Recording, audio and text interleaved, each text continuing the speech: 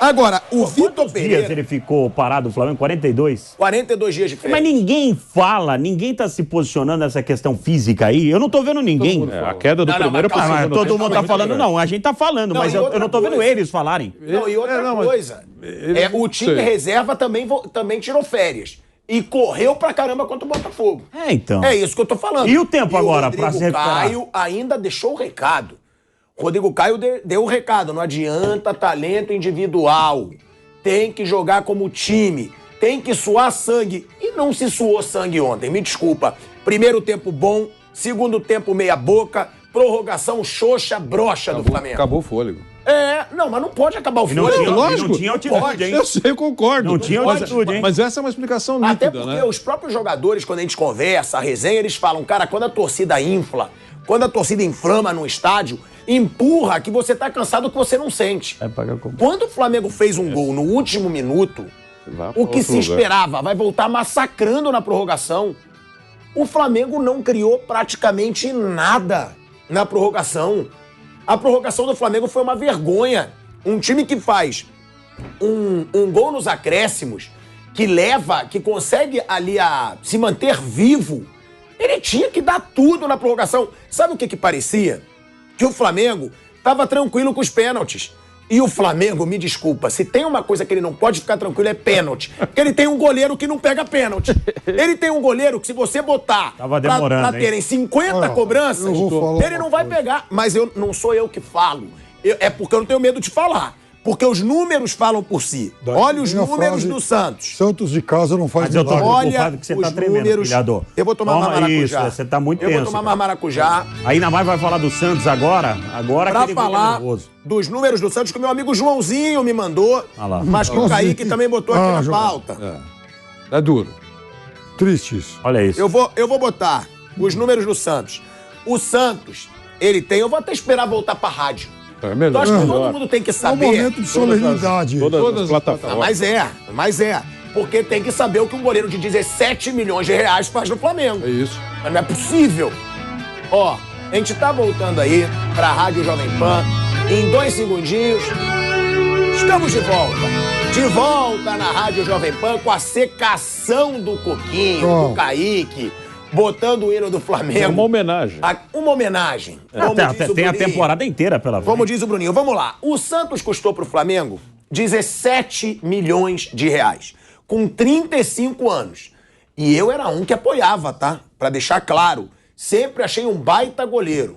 Agora, desde que chegou no Flamengo, não decidiu nada. E me desculpa, um goleiro que ganha 17 milhões de reais, em 18 pênaltis, ele não pode pegar um. Sentiu o peso da camisa? É lógico que sentiu o peso da camisa. É óbvio. E o que me incomoda é a falta de expressão dele. Parece que ele não tem sangue. Ele não pega pênalti, ele tá com aquela cara. Ele pega... Não, pegar ele não pega. Qualquer coisa acontece, ele continua com aquela cara. Ele falha no jogo contra o Palmeiras, ele fica com aquela cara. Ele não reclama, ele não desabafa. Agora, mãozinha de alface também. Todo pênalti que ele vai no canto certo, ele toca na bola e a bola entra. Você vê a diferença. O goleiro do Independente Del Valle foi uma bomba do Arrascaeta. Ele vai com o braço duro. E olha que ele é fraco, hein? Olha que ele é fraco. Ele tentou botar emoção no jogo. Ele é ruim mesmo. Ele vai e pega o pênalti com o braço firme. O Santos, no primeiro pênalti, que foi muito mais fraco que o do Arrascaeta, ele espalma pra dentro. Então, me desculpa, são 18 pênaltis cobrados. 12 em disputas por pênalti. Ele só pegou um que foi do Al-Ahly, quando não precisava, e um pênalti atrasado pelo jogador do Al-Ahly. Então, me desculpa, tem que se cobrar também do goleiro. Porque ele não trabalhou no jogo. E nos pênaltis ele também não fez nada. É um goleiro caro. Não sei se vocês concordam comigo. Agora, me estranha muito o Flamengo levar para uma disputa por pênalti tranquilo. Não vamos pressionar na prorrogação, não. Porque parece que eles falaram... A gente tem um Cássio, que é um goleiro que pega pênalti pra caramba. Parece que era isso. E não era. Então, o que você tá me olhando com essa carinha? O Santos não tem que ser cobrado? Tô assim, perplexo com a ferocidade aí do desabafo. Eu vou tomar mais um maracujá. Você lembrou de 17 milhões? Ele foi caro mesmo e todo mundo aplaudiu quando o Flamengo contratou. Eu aplaudi. Isso. Eu aplaudi. Você até criticou que estava demorando muito. Aham. Tem dinheiro. paga e fim de conversa. Com nós não tem essa discussão. Depois o Paulo Sousa demorou um pouco para colocar também. Isso, esse Paulo Sousa está brincando e demorado em colocar. Foi dentro aqui. Mas 17 milhões. O jogador que custa mais caro no time do Del Valle, de valor de mercado, né? 2 milhões de euros. 2 milhões de euros é o jogador mais caro. O resto tudo é cesta básica, café aí da galeria. Então, o mais 2 milhões. E eu daqui a pouco lembro o nome, é o meio-campista, é o volante. Paravelli, talvez.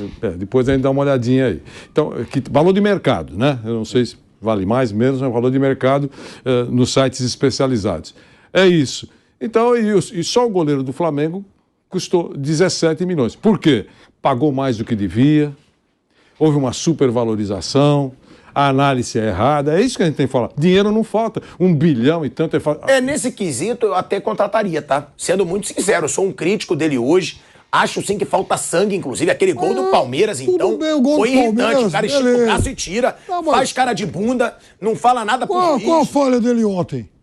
Contra o Palmeiras? Não teve falha, mas não fez nada. O cara que vai no pênalti certo, com a mão mole, pra mim, ele não é goleiro de 17 milhões de reais. Bate forte. O pênalti cobrados pro cara, o cara defende um. Pelo amor de Deus, o cara com 17 milhões de reais. É demais. É ridículo. Não pega pênalti nenhum. O senhor guardou. Eu falava aqui no estúdio. O Piperno é prova. Ele guardou o jogo contra o Palmeiras. Ele tá desde o jogo do Palmeiras com o negócio do Santos. Falava, esse jogador vai perder. Eu falava pra ele, só se for pra fora. Porque pegar o Santos não vai. E eu não errei. Eu acertei de novo. Pegar, ele não vai. Ué, é óbvio. Tá na cara. É mais um Muralha. É um Muralha. O Muralha não era tão criticado porque não pegava pênalti? Tá igualzinho. Tá igualzinho. Não tá. Igualzinho, até porque o Flamengo não perdeu ontem por culpa dele. O Flamengo teve 90 minutos para fazer um gol e fez um gol aos 95, 100 e tal. Demorou. E veja, um mísero golzinho. O quarteto fantástico, o quarteto mágico. Aí mais vem até a prorrogação. Tudo cara bom de bola. Mas esqueça da massa empurrando. Fora isso, mais 70 e o mil empurrando.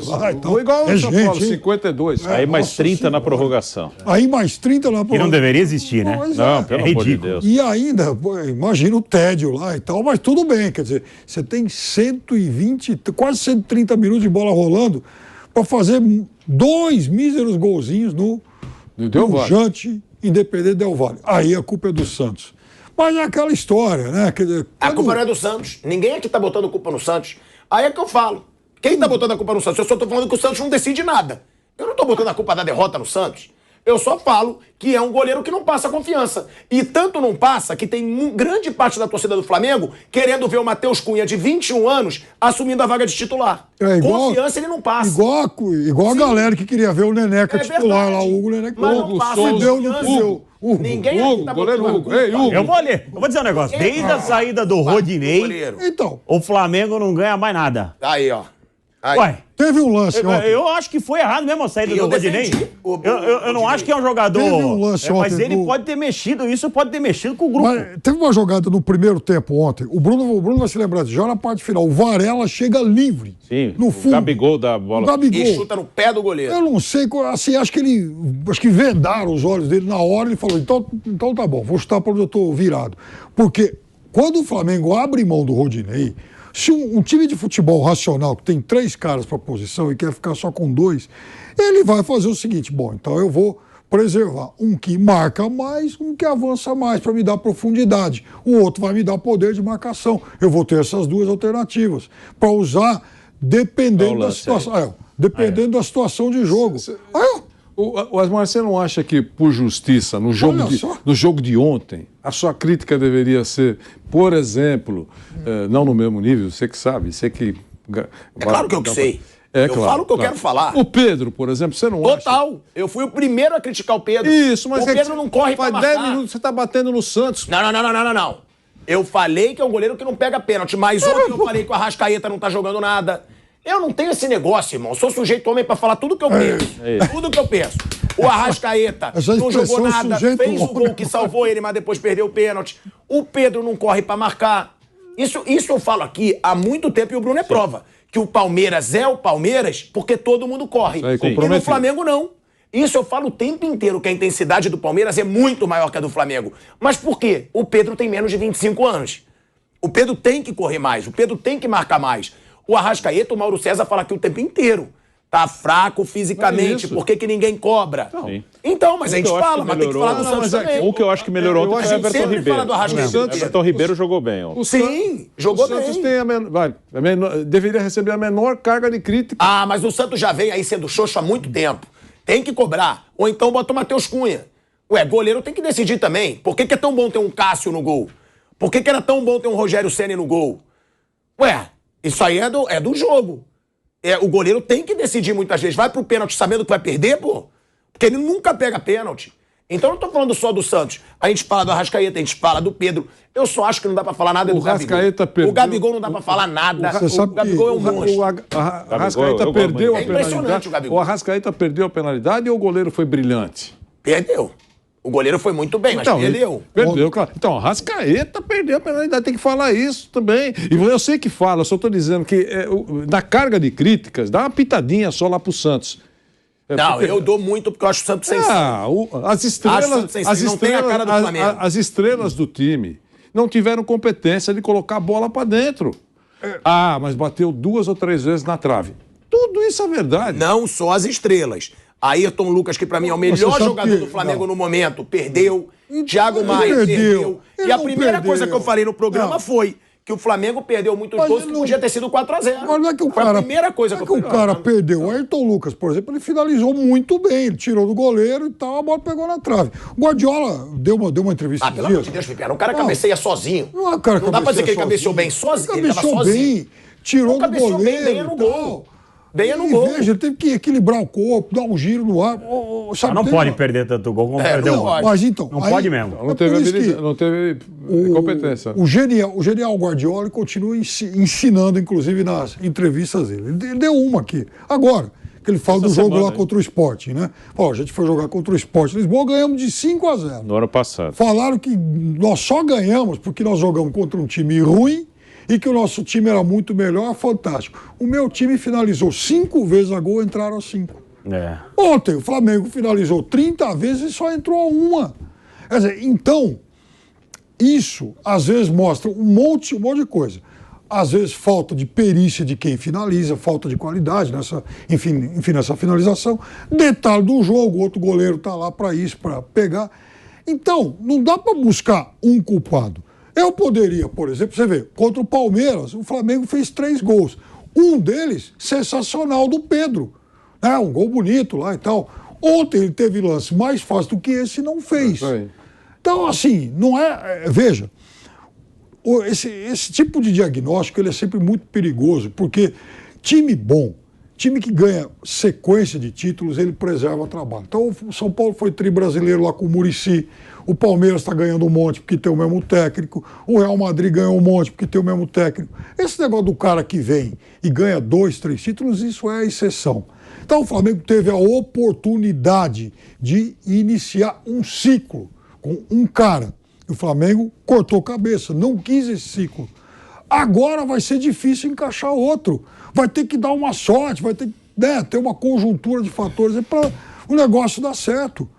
E, às vezes, a crítica também, ela é cúmplice disso. Porque quando o Flamengo perdeu o Palmeiras no começo do ano, eu falei aqui, quer dizer, em vez de se começar a verificar onde é que os dois times erraram para ter saído tanto gol e tal, mas era um jogo festivo, ninguém levou o negócio a sério. Não, levaram a sério sim, mas os dois mostraram muitos defeitos, porque os dois tinham perdido gente importante no meio-campo. Só que o Palmeiras procurou corrigir mais. O Flamengo está essa casa de Mãe Joana, ou a casa da sogra, como que é. Pilhado, hoje a gente consegue ver Flamengo e Palmeiras tão distante dos demais? Hoje? No Brasil eu acho que sim. Tão distante? Não, pelo futebol do Flamengo a gente vai poder ver isso num brasileiro, né? Mas eu não consigo ver hoje essas duas equipes como estavam antes. Tão distante dos demais. Em qualquer jogo, você, quando for analisar, você vai pelo menos falar assim, o favorito é o Palmeiras ou o Flamengo. E outra coisa, eu fico pensando... Se mudar durante o jogo, é outra conversa, mas antes da bola rolar, eles entram sempre como favoritos. mas talvez não com aquela vantagem de antes. O Dorival é um cara muito bom, todos nós conhecemos. Mas o que deve estar passando na cabeça do Dorival? Dorival é a pessoa mais feliz do Brasil nesse momento. Porque, cara... Nesse momento, no futebol brasileiro... brilha pela ausência. É lógico. A pessoa mais feliz do Brasil. E o cara tá desempregado, gente. Fácil. Até porque, vamos ser sinceros, foi uma sacanagem dupla. Foi uma sacanagem o que o Flamengo fez com o Dorival e foi uma sacanagem o que o Vitor Pereira fez com o Corinthians. Então, é óbvio, da mesma forma que o torcedor corintiano tá amando a tragédia do Vitor Pereira e com razão... As duas maiores torcidas. O que eu falei há um tempo atrás aqui, ele vai conseguir fazer com que as duas maiores torcidas do país não gostem dele, cara. Não, mas então, é isso que eu tô falando. Da mesma forma que o torcedor corintiano odeia o Vitor Pereira e tá torcendo muito contra, é claro que o Dorival, que também foi sacaneado do outro lado, que foi a mesma trairagem.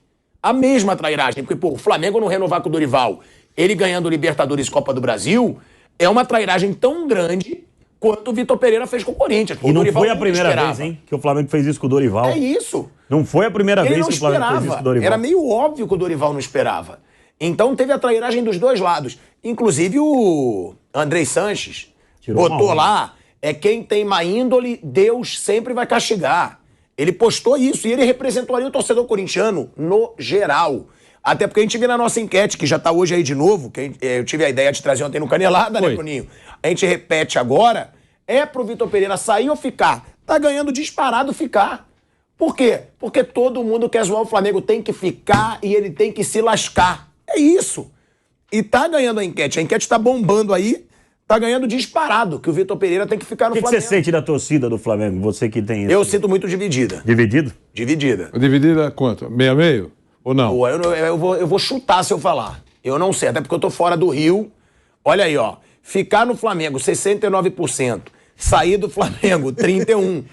Aí é a galera que tá zoando, que tá secando, e com razão. É o que eu falo, tem que ter a zoeira. E vocês acham que a imprensa no geral e todo mundo ia estar relevando um pouco mais o Vitor Pereira se não fosse a forma como ele saiu do Corinthians? A pergunta cabe, eu acho que sim. Sinceramente, eu acho que sim. Todo mundo tem, eu acho que todo mundo que eu conversei tem um certo prazer em ver o professor Vitor Pereira sofrer um pouquinho, pela maneira como a coisa aconteceu, que a gente já sabe, né? Então tem um prazer. Mas friamente, profissionalmente, seria muita incoerência entender que 60 dias é o tempo suficiente para você avaliar o trabalho de um técnico do Flamengo, por exemplo. Né? Porque ele tem jogadores importantes. Eu acho que a gente sempre coloca aqui como exemplo, né? A vida do Palmeiras está sendo muito confortável, do professor Abel Ferreira. A gente sempre coloca sobre a mesa o exemplo bom. Né? Mas é bom te lembrar também que o Abel chegou ganhando. Não, eu tô falando agora. Tem isso, né? Ele chegou ganhando. Depois perdeu. Sim, mas ele chegou ganhando. Mas ele tomou trombadas e seguraram lá. Né? Então, agora, vocês têm que... Puxa, seria desastroso para o poderoso futebol brasileiro. 1, 2, 3, 4, 5, não ter um exemplo para citar. Então, sempre que se procura um exemplo positivo, a gente coloca o Palmeiras aqui. Né? O trabalho do Abel e o comprometimento, o Asmar lembrou, dos jogadores. Né? Todo mundo sai para marcar, o cara que é reserva não é tão bom quanto o titular, mas ele entra e não decepciona, o time não perde faz muito tempo, ganha título, vários títulos, então tá uma fase muito legal, tá certo? Mas os jogadores participam disso, os jogadores estão comprometidos com o Abel. Eu falei aqui num dos programas que uma das virtudes do Abel, eu acho, mais do que o gênio da lâmpada, taticamente, é ele motivar esses caras todos os dias.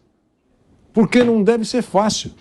Todos os dias os caras têm que chegar lá e ele pôr na cabeça, olha, nós somos o time a ser batido, os caras estão louquinhos para passar pela gente, eu sou o técnico, os caras querem derrubar. É isso ou não é? Ele só pode falar isso. Porque ele não pode falar assim, precisamos jogar para ganhar, hein? A coisa não tá boa. Não é verdade. Faz 20 jogos que o time não perde em casa. É o time que é eficiente fora de casa. Então, esse mérito de deixar todo mundo comprometido. O Nilson, no último jogo, falou várias vezes, eu lembro bem, que ele falou, poxa vida, eu olho o Rony, ele está em tudo quanto é lugar do campo. Falou, não falou? Dudu a mesma coisa. Scarpa, a mesma coisa. Veiga, a mesma coisa. E, olha, Endrick, que é uma joia rara, os dois não estão fazendo gols. Né? Todo mundo espera. Imagine quando esses... Porque uma hora vai acabar, voltarão os gols, óbvio. Né? Então, imagine quando esses caras também começarem a colocar a bola para dentro. Então, a expectativa do torcedor do Palmeiras pode ser de muita confiança. Ah, não, a partir de agora só tromba. O futebol permite isso. De algum momento para outro, o time desce a ladeira. Mas, nesse momento, o cara que torce para o Palmeiras tem, assim, uma esperança de que a temporada vai ser legal. Ao contrário, Flamengo e outros grandes times brasileiros. Está todo mundo com o pé atrás. Nós temos um bom elenco, mas a orquestra está desafinando. Ou não é assim? É assim, e o futebol brasileiro se acostumou há muito tempo a ser preguiçoso. Isso é uma crítica que tem que ser feita também. Olha, para não ir longe, aqui no Brasil tinha um hábito, quando a Libertadores acabava em junho, julho, assim, tinha time que ele ganhava Libertadores em junho, julho ia jogar a final do Mundial em dezembro, ele matava o final, metade da temporada. Era quase férias. Férias, e todo mundo achava normal terminar em 10º brasileiro, porque eu tenho que poupar o time para o Mundial, poupar 5, 6. Ou meio assim, já fiz o que tinha que fazer, que se dane. Isso é uma pouca vergonha. O Renato é um técnico assim que eu gostava, e eu deixei de gostar, principalmente por conta da passagem dele pelo Flamengo, porque ele se perdeu no personagem e tal, né? Então, às vezes, em vez de trabalhar, ele queria ir para a praia, curtir a vida. Então, quando o Flamengo estava se preparando para jogar a final da Libertadores em 2021, e veja, o começo dele foi de fato arrasador. Aqui em São Paulo vinha 3-1 do Palmeiras, goleou o Santos, Corinthians, São Paulo, que dava-se a impressão que queria ser campeão paulista.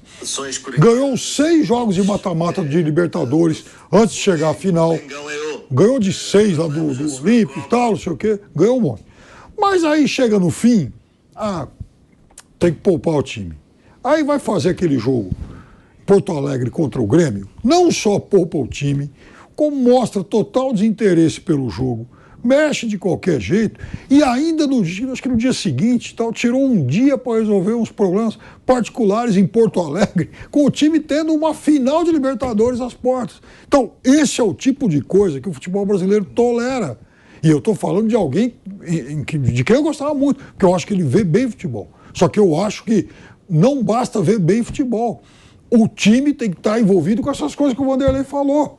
Ou o jogador tem que estar com tesão para ganhar, ou então não vai funcionar.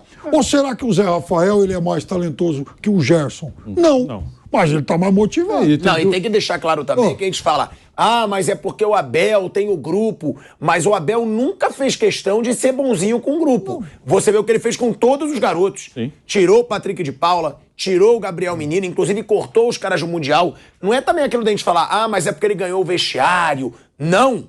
Ele, disciplinador, acabou ganhando o grupo do Palmeiras. Tem cobrança, sim. Que nem o Jorge Jesus. Jorge Jesus também dava esporro pra caramba no Rafinha, no Reinier. Só que eles ganham o respeito pelo trabalho. Isso eu costumo falar. Sim. Falam, mas o técnico tem que ser amigo. Mais ou menos. Se o cara ganha o respeito, eu cobria muito o Flamengo na época do Jorge Jesus e os jogadores falavam, todos, Thiago, ele tira o máximo de cada um. Ele consegue tirar o máximo de cada jogador nos treinos. A mesma coisa o Abel. Não é esse negócio também, ele é super simpático. Não. É com o trabalho. Porque eles cobram, né, Bruno? E o respaldo também. Aí, no caso, depois de um tempo, né, a diretoria do Palmeiras, todo mundo, um jogador do Palmeiras que estiver insatisfeito com o Abel, sabe que se bater de frente vai perder. Né? E mesmo os grandões, o Dudu, que eu acho que é o cara de maior status ali na história do clube. Se bate de frente Dudu e Abel. O Dudu não tem certeza que ganha uma disputa com o Abel.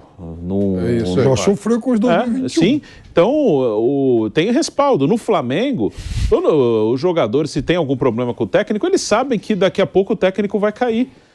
Então, é muito fácil hoje bater de frente com o técnico do Flamengo, seja lá quem for, não é o Vitor Pereira, é qualquer um, porque sabe que daqui a pouco esse técnico vai ser demitido. E no Palmeiras, não. No Palmeiras, estou insatisfeito com o Abel. Você vai ter que trabalhar e cavar seu espaço. E o elenco sabe, né, Bruno? O elenco sabe quando o técnico está frágil. Sabe. Ele sabe. Eu sempre cito...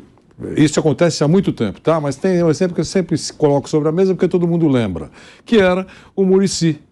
O Muricy, treinador do São Paulo, teve uma fase ruim do time, aquele negócio todo, e diziam que alguns jogadores estavam com os narizes torcidos com relação ao Muricy. E aí, Asmar, ele entrava em campo junto com o time, vai jogar com São Paulo e não sei quem, tá certo? Na arquibancada do São Paulo. Muricy, todo mundo lembra disso. É isso?